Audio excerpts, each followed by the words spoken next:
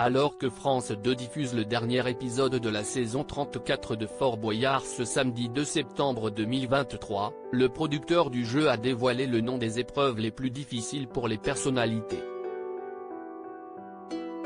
Les portes du Fort Boyard sont sur le point de se refermer. Ce samedi 2 septembre, France 2 propose l'ultime numéro de la 34e édition de son divertissement culte, toujours animé par Olivier Mine. Une saison placée sous le signe du renouveau. En effet, Adventure Line Productions, la société qui produit l'émission, souhaitait dépoussiérer la mécanique du jeu.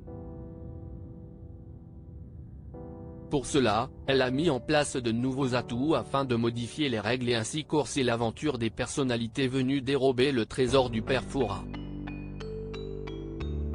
Lors d'un entretien accordé à Télé Loisirs, Guillaume Ramin, le producteur artistique du programme, a notamment révélé les noms des épreuves qui comptabilisaient le plus d'abandon de la part des candidats. Et ce ne sont pas forcément celles auxquelles vous pensez.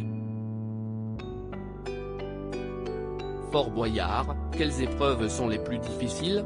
Globalement, les défis auxquels les célébrités sont confrontées dans le fort ont un taux de réussite qui se situe entre 15 et 50%, explique d'abord Guillaume Ramin. Mais parmi toutes ces épreuves, laquelle leur donne le plus de fils à retordre, selon lui? Une des cellules les plus difficiles pour nos invités, c'est sans conteste le garage, affirme-t-il.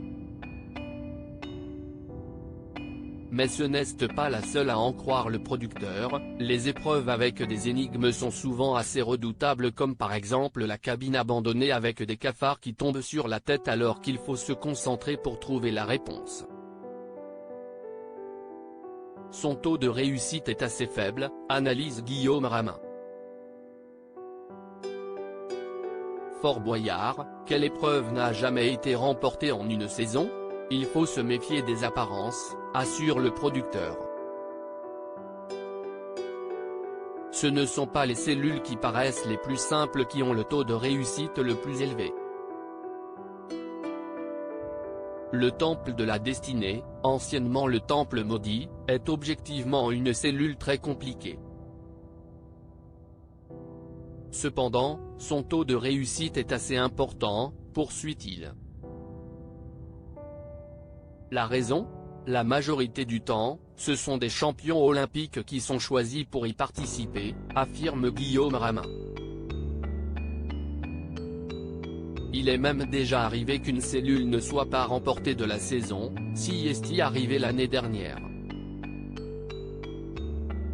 L'épreuve du laboratoire n'a été remportée par aucune équipe, se souvient-il.